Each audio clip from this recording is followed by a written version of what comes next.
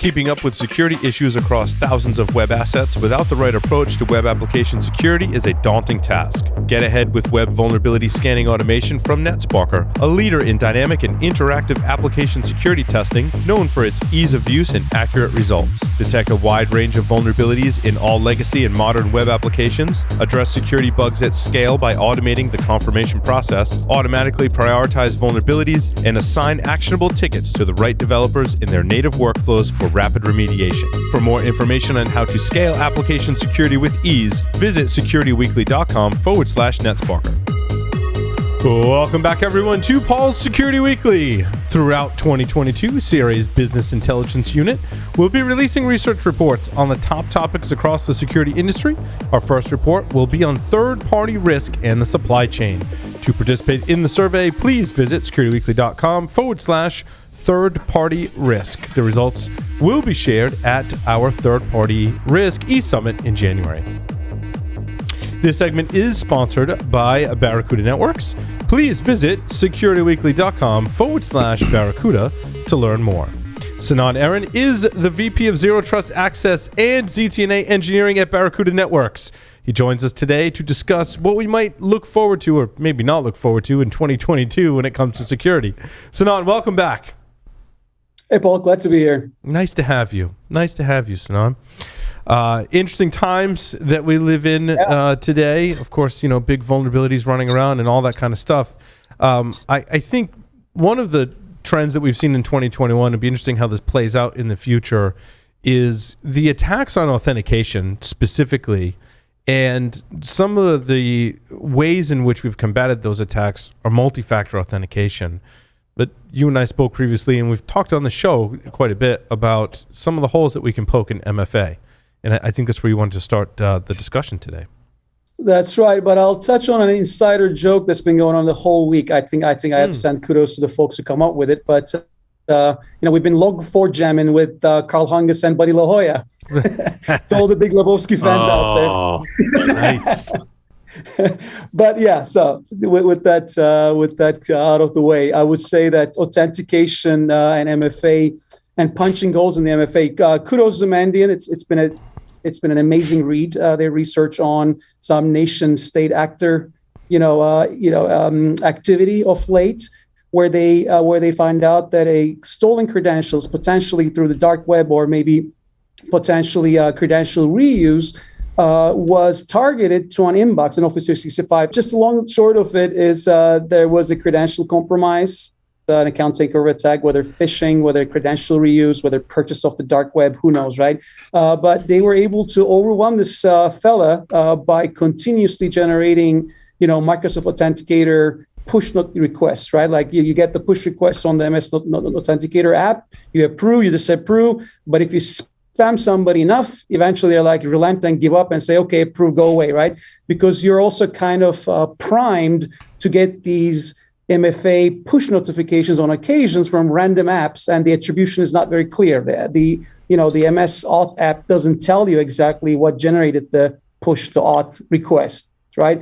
So if you spam enough, somebody's going to relent and say, well, go away, accept, and that's game over. So I thought it was quite brilliant research, and of course, the attack was then established as beachhead. From the inbox, move laterally all the way to, VPN access and so forth. In that use case, is SMS with a code better?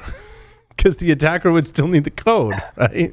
That's right. Yeah. I mean, but then you have all these, brilliant open source projects like Evil Engine X, where you can man in the middle the whole phishing chain all the way to, relaying the TOTP, the SMS code. So there is not a perfect solution, right? So this is why we've been advocating on the Zero Trust. I mean, I know it's such a hype misnomer. The vendors kill the joy out of Zero Trust, but it really does solve one problem very effectively well, and that's device identity, right? It's not enough to have the credentials, username, password. It's not enough to 2FA, MFA, but you also need to have the authorized device with the right device certificate or client certificate, if you will, stored into the TPM or the SCP module, the hardware backed keychain. That then is a perfect combination of identities coming all together makes phishing and ATO and account takeover and all that stuff a lot harder, including, of course, MFA bypass.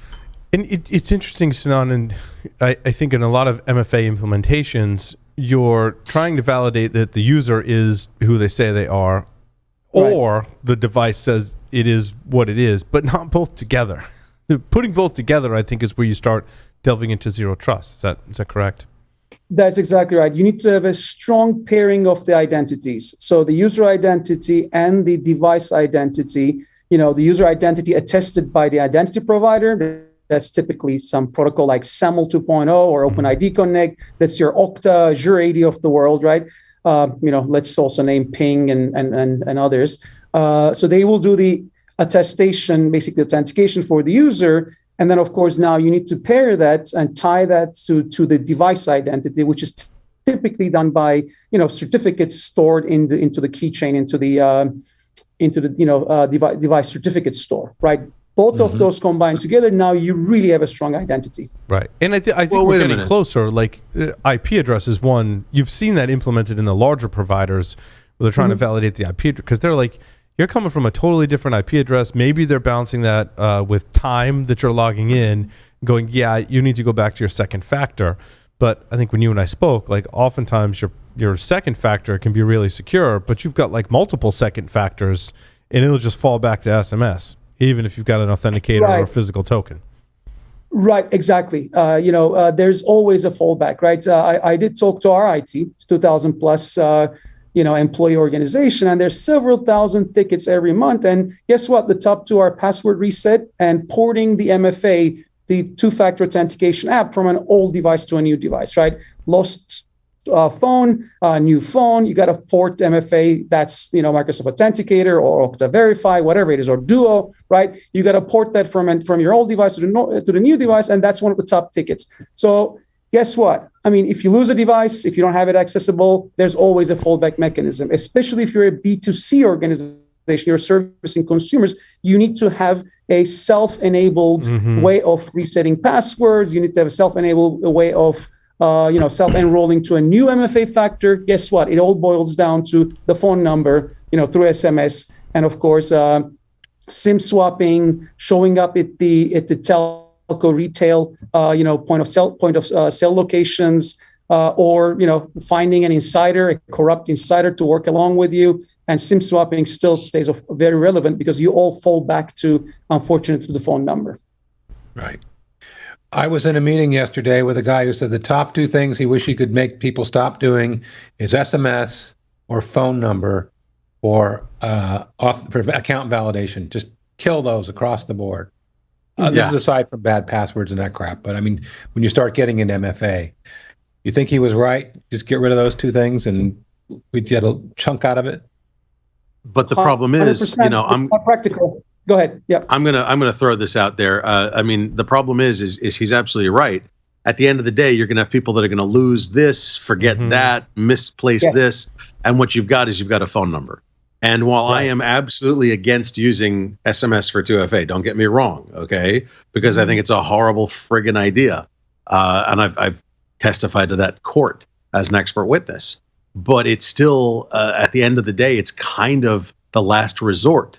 The problem is when companies are not using it as a last resort, they're using it as a first resort. That's my personal belief. Okay. Yeah, that's a very fair statement. I talked to a large B2C firm, the CISO, and there's no practical way for them not to have fallback mechanisms. And they found out that even the backup codes, asking users to print out some backup codes, store some backup codes, was too costly for their support organization. Right. So they had to relent and they have to give up the phone number, voice calls, read the numbers out, or send an SMS message. They're back to that because there is a practical business challenge of if you have millions of customers, hundreds of thousands of employees, it just simply doesn't work. I mean, we all want FIDO keys, but great, but you lose it, we're back to falling back to something like a phone number. Even backup. Can I give some contrast here? Sure. What do you think healthcare considers secure? A fax machine. Fax? Bing. And that's actually legitimately true. Yeah, you're absolutely correct. Do you know how many fax machines there are out there? Lots. Do you know where they are? Mostly doctors' offices. Okay, and my father-in-law. But that's you know where most of them are? 1999. Dude, it's not okay. Look, do you know where most of the dot matrix printers are these days? Car dealerships, airports. Yep. Yes. They're at the gates. They are warehouses full of tractor feed paper for airports because they're terrified of running out. Okay, fax machines are in healthcare. We're seeing industries, verticals, basically. What is it like? They get abandoned with some technology that's dead ended, but they can't change. In airlines, it's tractor feed paper. In healthcare, it's fax machines. Who's going to be abandoned with SMS 2FA? Not in the next 20 years. Okay. Right. Yeah. But I think it's going to be banks. I honestly do. Mm-hmm. Yeah, financial institutions and banks. It's the largest common denominator. But I think the problem we're trying to address here is how do you allow the user to validate who they are? I think that's something that let's use B2C as an example, every enterprise, right, that has employees, they're asking the user to validate who they are and the device they're using are the two things you're trying to validate. It turns out, in just hearing everyone talk, that's super hard, right? Because when you were talking about your own IT organization and the help desk and dealing with those calls, if I put my attacker hat on, I'm going to try and social engineer that help desk to go, hey, I'm a user, I got a new device. Can you authorize this new device for me? Which is now it doesn't matter how secure your second factor is. You can always fall back on that social engineering technique and force the help desk to go, oh, I'm a helpless user and I really need help. You need to get me logged in. 100%. You do some open source intelligence, wait for that particular person, the target, to go on a long hike, because he or she's on Instagram posting stuff. Well, they're offline. Great time to call IT help desk. Lost my phone. Stolen. Yep. Yeah. You've lost your phone. Oh, I'm so disappointed in you. Right. But everyone loses their second factor token or their phone, at some point. In this kind of thing, just happens. At biometrics, I don't know. Biometrics really never solved the problem. I think at one time we thought that would help solve the problem. Are biometrics a factor in all of this, Sinan? I mean, WebAuthn is exciting and all that, but again, it needs to have a fallback, right? Unfortunately, you can, the device that you kind of onboarded, you kind of start the bootstrapping process of getting on WebAuthn. That could be lost. That could be stolen, right? You don't have it with you, but you just need to check that shipment on NetSuite quickly, right? So you're going to call your help desk and you're going to find a way out. You're going to get a backup code from them. They're going to remove 2FA temporarily, MFA temporarily for you to access. There's always some fallback mechanism, even for biometrics. I think there might be one opening is that there's all these identification businesses mushrooming, right? They're raising massive rounds on all in unicorns and all that.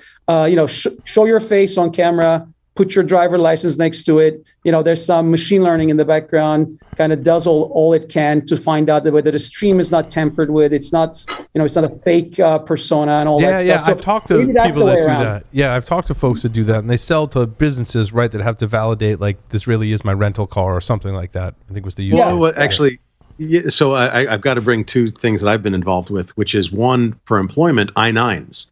To do your I-9 form, you've got to hold up. And they're like, and you're not allowed to do this legally, but you got to hold up your driver's license and your social security card to the camera so that they can, and they can screenshot it for you. And they're not legally allowed to do that, but it's like in pandemic, what are you supposed to do? And then the other one is for test taking. You need to validate that the person there is the one that's supposed to be taking the test. And then you need to validate that they're not looking at other things around them. And it's all, and the proctor is the right person. And it's all kinds of screwed up. Yeah. It could be a mechanism for the fallback for MFA. You lost all your second, third factor, whatever, and then you show up in person over a WebRTC stream like this one. You show your social security or driver license and all that. Maybe that. I mean, it's much more expensive for attackers to basically create a fake stream of my in person, right? It's a little bit more expensive than perhaps doing a SIM swapping deep fakes. Or calling your IT. Yeah, deep fakes. Deep sure. fakes plus but it's a bit fake more expensive, I would say. faking the license. No, it's an app on your phone, man. It's an app on your phone. It's not expensive at all anymore. Well, the I license apologize, Sinan. But I want to get the back numbers to on the license plates and everything. The, right? the license is an interesting one, and there was a Darknet Diaries episode that was talking about a particular cyber criminal, essentially, that got their start. And I think he's actually interviewed a couple that had got their start creating fake IDs. And so these are kids in high school that figured out all the stuff they need to do to print a fake ID. So that certainly isn't out of the realm of possibility. However, it does up the game. Like all the things we're talking about definitely make it more difficult. And as we know, nothing's going to be foolproof. I have an ID printer sitting about 7 feet away from me. Yeah. How many do you want? So what I'm thinking is that the track is right. It might be the solution, because we know that if there's a bypass and it's easy to use, users will pick that than the harder, strong authentication. But if the bypass route is sufficiently difficult, whether it's the ID showing or some other process, that'll keep them to use. They'll be more inclined to use the other factor because it's not as hard. I mean, when we first introduced smart cards, we had a bypass for when your smart card was broken, but the users all got set up with the QR code so they could bypass it because they didn't want to use it at home, which was crazy. We've dealt with that. But anyway, my point is they'll pick easy if it's easy, or an alternative if it's easy, and that's where you're headed. Just we got to figure out what the alternative has to be. Well, I mean, for every type of MFA, there's either a bypass or somebody that decides they don't want to do it. I don't care if you do MFA on your smart card, your CAC card, your biometrics, your genitalia. I don't care. Okay. Right. Somebody's going to decide they want to bypass it. Somebody's going to decide figure out how to bypass it. And at the end of the day, but you still have to do it. My God. So that's so I'm going to shut up, Sinan. And something about a Thanksgiving incident, Paul. I just want to add one thing there. I saw one relatively smart practice. They did ship a token, right? A FIDO token, WebAuthn, and they do ship as part of the onboarding package for new employees printed backup codes, and you're supposed to keep that with you. If you don't, if you lose them, if you shred them, whatever the problem is, right? You have to drive back to the office, and you have to go to IT. So that one I thought was relatively smart. Right, you ship the backup codes on piece of paper for you to store somewhere safe, and that's your fallback mechanism. If only people would do that with their Bitcoin wallets, right? Which, as we've heard from many people, right, are not as forgiving. Like either you have the key or you don't, and that's it. I almost said to Tyler. Oh, yeah, but I know we like to poke fun at Tyler. He actually lost his whole key with the wallet on it, not just the key to access the wallet. He just lost the wallet. Yeah. The thumb drive. Right, but there's no forgiveness there, right? And that's what we're trying to avoid in the B2C and in the enterprise is that like zero forgiveness, where if I'm a remote worker and then I got to show up at the office before I can get access to any of my stuff, from a usability standpoint, that impedes my ability to do my job. That's the balance we play. That's right. Life is full of trade-offs, right? Yeah, agreed. And so, but in Zero Trust, Sinan, we're collecting a lot more data and applying that smartly to make it more difficult to attack, right? We're not just relying on the things the user might know or have. It's attributes about the person and the device that allows you to not just become authenticated, but also your authorization level. Is that true? That's how I understand it working. That's spot on. I mean, there's a ton of telemetry that you collect when there's an access request, when you're doing an authorization to issue an access token like a JWT. You collect bunch of telemetry every time you refresh a token, right? An access token, right? And that telemetry over time, you build a time series of users' behavioral patterns. So if something deviates very much outside of that, then of course you can then add another factor, or you could drop the level of access. Maybe you drop it down to go check your pay stubs, but you're not able to SSH anymore. You see what I mean? So you could play around with some smartness. Let's say machine learning on the trenches, right? You could create some access behavioral patterns, and if anything deviating, you just make it harder or drop the access level to a bare minimum. So that's something that Zero Trust solutions do indeed. Yeah, I really think that's the future of where we're headed, because we're too reliant on passwords, password managers, and MFA. And I think that's one level. But as we've seen in history of security, right, as soon as you start up in the levels, the attackers start up in their games. And I think we're going to see more games like this, moving into the next year.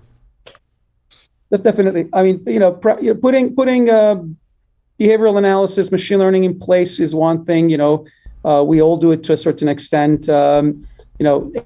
Trying to avoid false positives, false negatives. It's tough. But at the same time, I would say the biggest gain, personally, I believe that we had was mutual authentication, right? MTLS, right? Mutual authenticated TLS. You're not just authenticating the server side, but you're authenticating the client side. This has been around forever, by the way. It's just that now we are, seeing a lot more implementations in zero trust access solutions. We used to do this for hosted exchange, right? You put a client certificate on the Outlook side so that the server will respond, right? So now that is being actually running at scale with TLS implementations by mutual authenticating each end. I think we have, with just that trick, we come a long way. Authenticating the device itself is actually quite a major attack surface, reduction in an organizational surface. Ransomware has certainly kicked up into high gear as well. And I think some of the trends that we were looking at, Sinan, and that we've observed this year certainly is that the ransomware is kind of the wrong name. It's more of an extortion scheme. It doesn't matter how much data I encrypt. It's my fact that I have access to that data. Do you think, it's a gloomy outlook, but this is a trend that's going to continue, right? Right, indeed. And I did actually have a personal story there. My dentist got, infected by a ransomware. But the thing is, they had all the right investments in place. They're working with an MSP in the Bay Area, right? They were able to have rapid recovery of, they had proper backup and restore practices in place. They were able to recover most of the endpoints and just get back on with their business, right? However, that ransomware then immediately turned into extortionware, right? So suddenly, the intermediary that was trying to resolve this whole situation find themselves in a position that we have healthcare information on your patients, right? We can release that on the dark web. We can sell it on the dark web. So the dentist consulted with the lawyer and find out that the best way forward was to actually go ahead and pay the ransom, with the hopes that it won't be released in the dark web. But of course, there's no guarantees for that, right? Mm-hmm. But at least if you end up in front of a judge one day, you say that I did everything that I could, right? Even though you had the proper recovery mechanism in place, you had the controls in place, you work with an MSP who was capable of round-the-clock rapid response, you still find yourself in a position that they're trying to extort the same amount of Bitcoin, if not more, right? And guess what? They did pay, because for the future possibility of liability removal, I did everything that I could.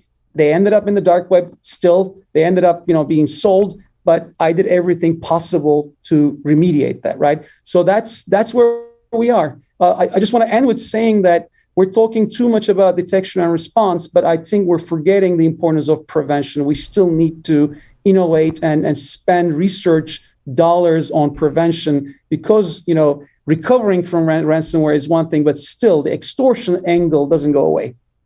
Yeah, let's prevent that. In my concern on the prevention side is you've got to balance the data security with operational security, right? And I think there's increasingly some products and solutions that I've seen that are helping on the data security problem that doesn't necessarily help on the operational side of it, right? If I can do really well on my data security side, so even if they do get my data, it's still, and you encrypted it, like even if you could, get it at first, it's going to be encrypted, and you're going to have to hunt and find, those keys and whatnot, and make it really hard for them to access the data. I think we do a better job on the prevention side, right? Doing that.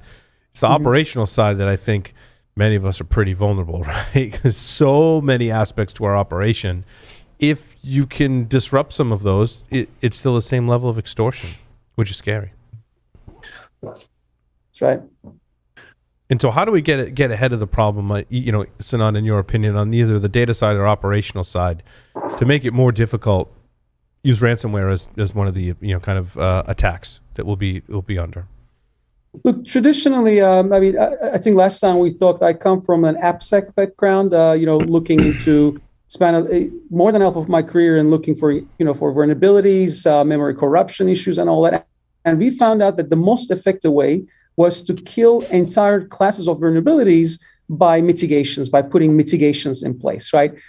So I still believe prevention is possible by putting mitigations in place. And when it comes to operational challenges and the attack surface that the organizations have, the best answer still is mitigations, attack surface removal, right? There are certain mechanisms that these folks tend to successfully compromise small to medium-sized businesses, SMEs, and at large.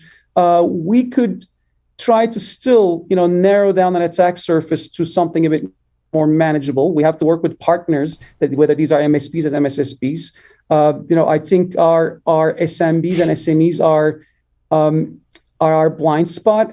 Every new hot cybersecurity startup is going after large enterprise contracts. They talk about Fortune 500 penetration, but we're forgetting that everything is built on a large supply chain of small businesses, right? So I think the right way to go and help them out is through the MSP channel, through the MSSPs.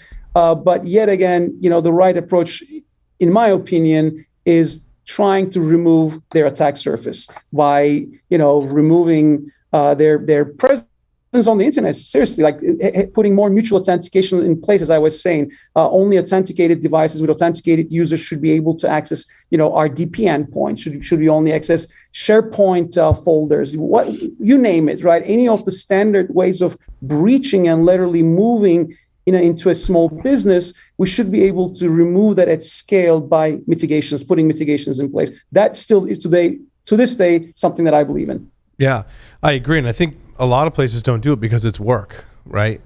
Right. It's work. It has to get done. But it not just get done, but it's work that has to be prioritized. And I often find, especially in the SME kind of space, that you're always working on something new, not necessarily shoring up and configuring and reducing your attack surface on something that's already been implemented. Now we can spin up software and services, few clicks, registration, credit card here, and your attack surface just keeps growing. It's growing faster than you can go back and secure it. And I think that's a challenge. That's a challenge that often doesn't get talked about. I 100% agree. I mean, this is not something that SMEs can solve for themselves. I really believe in the partner ecosystem. They really need to step up the game. They need to be incentivized, first of all, to go out there and scale their businesses. So that is actually something that the government can incentivize these folks. But also at the SME SMB side, we still can put a lot more incentives in place for them to work and spend some dollars with the MSPs, right? I think the right way is to really incentivize the entire MSP ecosystem to go and help out and do all that work, all that foundational work for our small to mid-sized businesses. And they should be incentivized the right way. They should be able to run healthy businesses by going and selling to SMEs, right? So there's something that the administration can do here instead of focusing on, the large enterprises or governmental and defense institutions. We really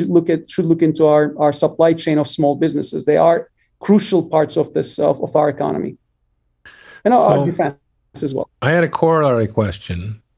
What I was wondering is, incentivizing gets them going and working on solutions, but I seem to recall there's a certain amount of, well, that'll never work for my business and certain reason here.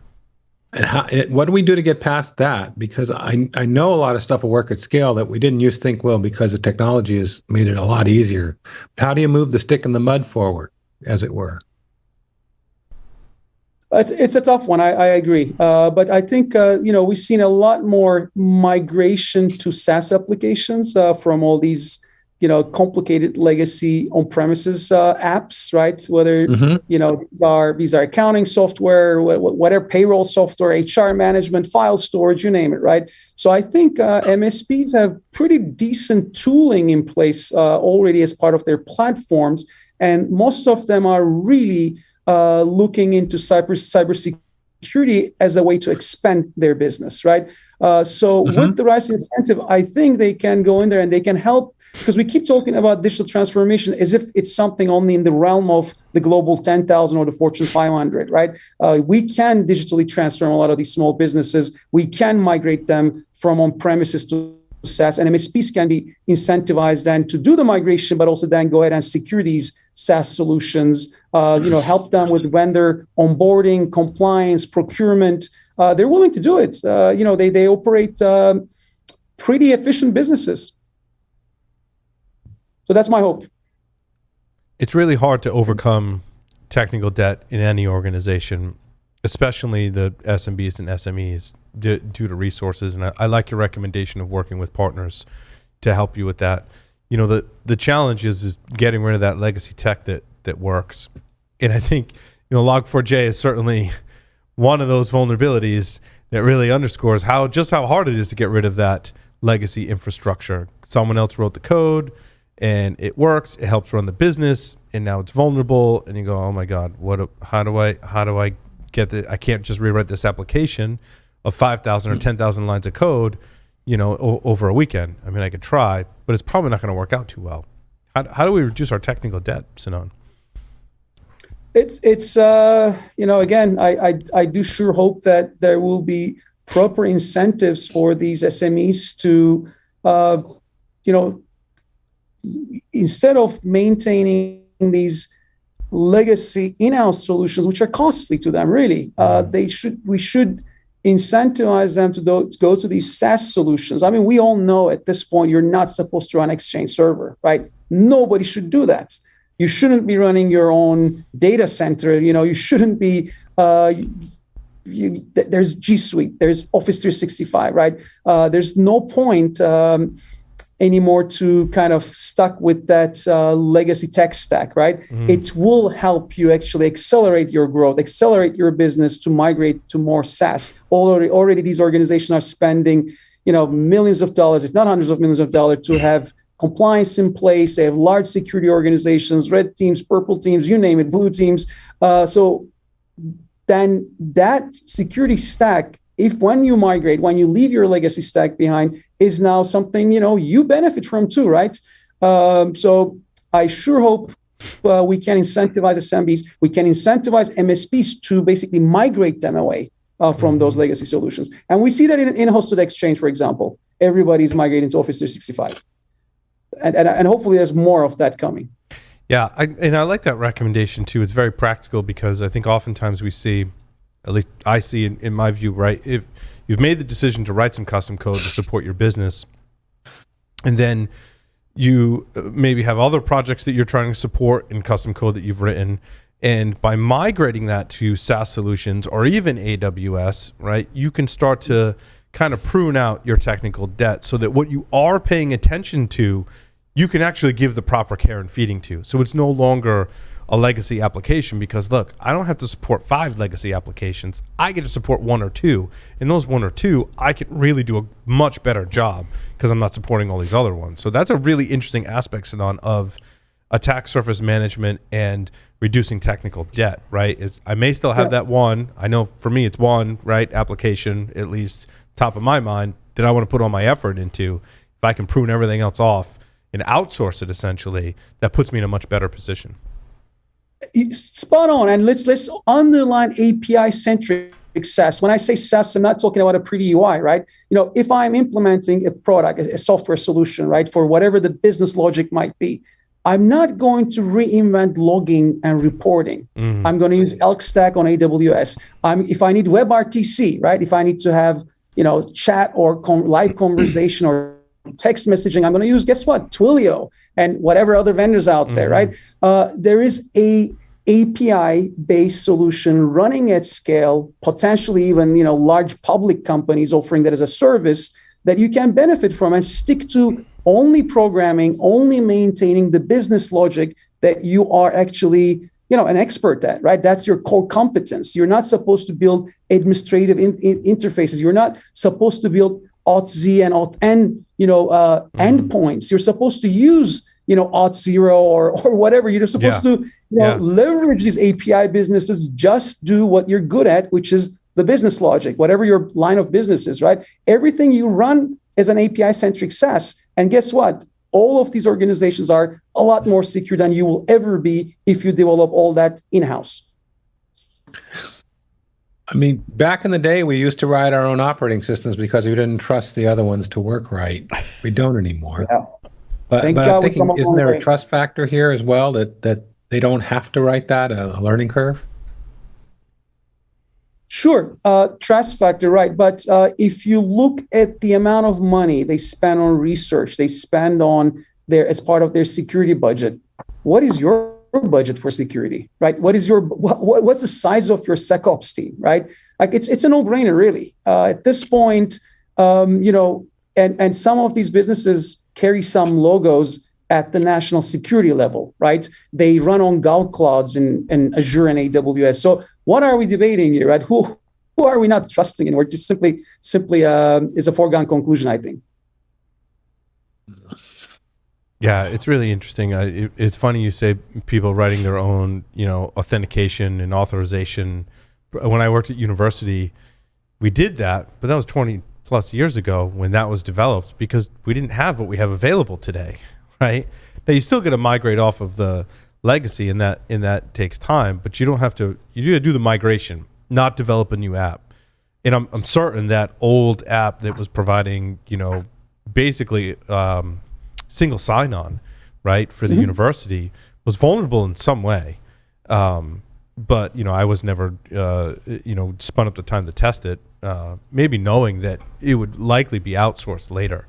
But I think older organizations definitely suffer from this problem, having more legacy. Even if you're at a huge university, right, you've got that legacy stuff that should be migrated to, like you're saying, Sinan, another company that has a huge research and development team and is in the cloud and very resilient and performant, and can likely do that for you. I think we live in a world today where a lot of those options are available to us. Right. I mean, you want to implement biometric login, WebAuthn, just search the word on Google. Guess what? You're going to find out some big name SaaS companies doing it for you in 2 lines. You just imported 2 lines to your web app, to your mobile app. You're done. Your Authn is solved. Right. There are Auth-Z APIs. Again, they run at scale. Big names, they have a lot of great case studies with large customers, financial institutions. At this point, we need to stop inventing the wheel, which is something that we don't have the resources, the know-how, the means. Let's go acquire that through a trusted vendor and focus on what we do best, is our core competence, our business. Because sometimes I think, we have the desire to do that because we think it's cool and we want to do it. And we think we're such a unique snowflake that we have to do it ourselves. But what you find, we talk about authentication, right? We adopted Cognito in AWS, service. And I'm like, I really want to do that myself. Like, that sounds really cool. But that service does it for us and probably way better and more secure than I could code it myself in the time I would allot to do that. And cheaper than having you do it. Yep. Because honestly, what's your hourly rate versus the hourly rate of 14 gazillion Cognito developers? Or, like I'm working with an Auth-Z company, Secure, and they have built an Auth-Z system. And, there's all of them out there that are like, just relax, we'll customize it for you, that kind of thing, Yeah. Right. And also part of it is moving from pets to cows. Yes. Oh, so well said, Lee. So well said. Yeah, pets to cattle. Yeah. Right. I mean, you can use a lot of serverless, for your business logic and for everything that needs to be persistent. Guess what? There is now, secret management as a service businesses, right? There are a couple of them that are very large already. They tokenize the secrets. You don't ever even have to hold any PII yourself. And the beauty is that SOC 2, PCI DSS, HIPAA, whatever compliance you throw at me, they already got it. So through using their APIs, you inherit that. Your little 5-8 developer team suddenly is HIPAA compliant because you don't store anything. They store it for you and they're compliant. Why would you want to reinvent all that at this point? But I think cost-wise too, and this depends on the situation, but one of the scenarios I came up against is I'm noticing your cost to host it locally on premise is pretty high, right? If you calculate, you got to make sure you calculate all the costs, power, maintenance, the whole cooling, the whole thing, right? So now I'm in EC2, so technically I'm in the cloud. But that's like the most expensive service in my opinion when you start porting your apps over. Then as you start to go to containers, then as you start moving to cloud native and serverless, it starts to get cheaper and again, this is not everyone, but like in the app that, you know, we develop internally, I'm like, that's actually, you start doing the math on certain components and I'm like, it's way cheaper. So like moving from, because a lot of people like lift and shift to the cloud and go in EC2, but then as you start peeling off into other services, I find it's cheaper at a certain scale. You know, there's a lot of factors, I agree. Right? But yeah, in general, the CPU is idling. Yeah, the CPU is idling for the most part, right? So you have these like dedicated EC2 instances just sitting there idling. Right. So yeah, go serverless, go to SaaS APIs, right? And you know, you can be even transparent about your cost to your customers. Here's how much I would pay to this API provider. Here's how much I pay to this, and then here's my margin. Right? You could even do that. There are a couple interesting, you know, SaaS solutions out there that have a very transparent pricing. They disclose their COGS and break it down to all the APIs that they pay for, all the AWS costs they pay for, and they're smart about it. Right? They use, you know, as you said, instead of sitting on an idle CPU on EC2 dedicated instance, they use APIs and serverless and all kind of on-demand services. That's really the future. So how do we get the mindset into the businesses? That do they need an evangelist? Do they need to put you on retainer to remind them every 23 minutes? Or, you know, how do we turn the Titanic? Yeah, the capital cost versus the subscription cost is we are accounting, and your CFO is going to have it take issue with that. Okay. Right.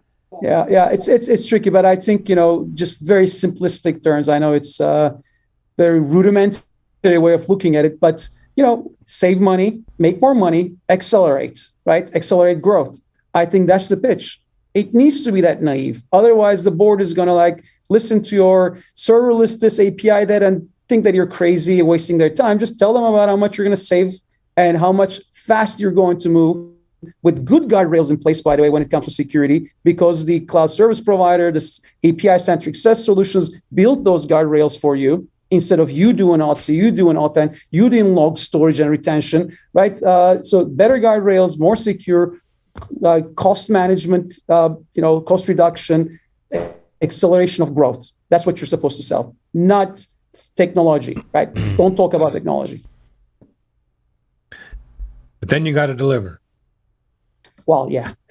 Well, and I often think that's a roadblock too, is the training and education, right, of your teams to learn this technology. Because while you might be writing less code, there's a learning curve there to understand how these services work, tie together, what the configuration looks like, how to operationalize it is where I struggle oftentimes as well. And that's just a learning curve that I think we all need to encourage our employers, right, to give us that time to do that. I think it's a worthwhile investment. You have to look at it like that. The best investment, you nailed it.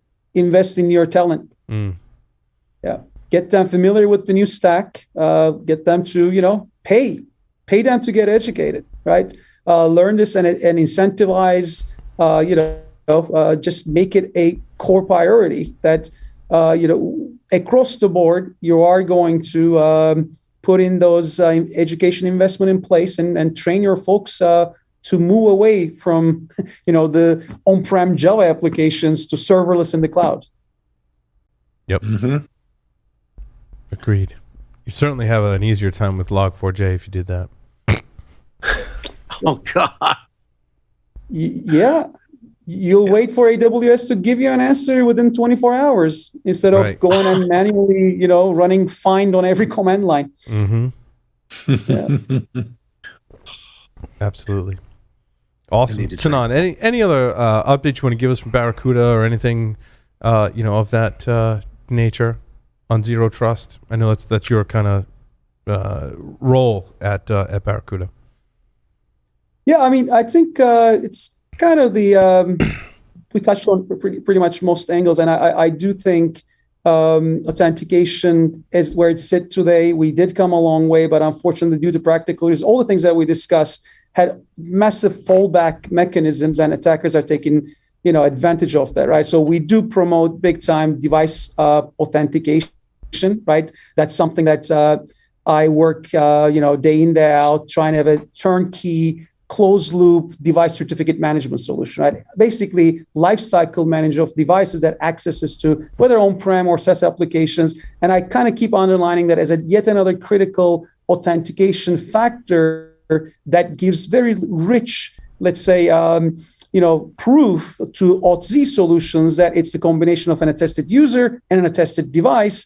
Now, grant them access to a particular application, right? So it really enriches that access request with device posture and with device identity. So this is something that I'm passionate about. I think it does, it's an incremental improvement. It's not all that revolutionary, but when it comes to attack surface removal and mitigation, it's been playing an important part when it comes to our customers. When it comes to taking, for example, RDP endpoints of the internet, SSL VPNs of the internet, all these well-known attack surfaces. If you put behind a zero trust identity over proxy with device identification as part of the solution, you suddenly have a drop down in your attack surface, right? And I think mitigation still does play an important part, and it will. Agreed. Sinan, thank you so much for appearing on Paul Security Weekly. Thanks, guys. Always a pleasure. This segment was sponsored by Barracuda Networks. Please visit securityweekly.com/Barracuda. Stay tuned. The security news coming up next.